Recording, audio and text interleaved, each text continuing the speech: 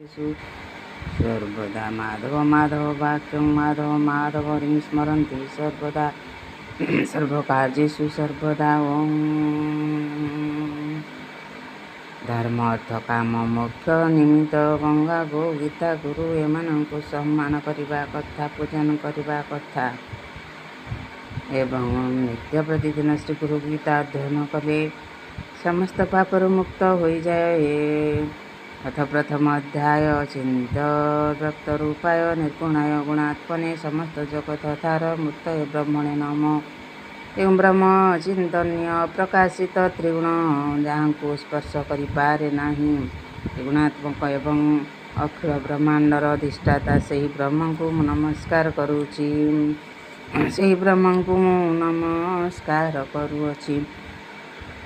ऋषभुचु सुत सुत महाप्राज्ञ निगमागम पारग गुरु स्वरूपमस्माकं ब्रूहि सर्वमूलापहम्। ऋषि मैंने कहले हे महाज्ञानी हे वेद वेदांत मानकर ज्ञाता हे प्रिय श्रुत महाशय समस्त पाप को नाश करुथिबा गुरुंकर स्वरूप आंब मानंकु शुणन्तु कहन्तु।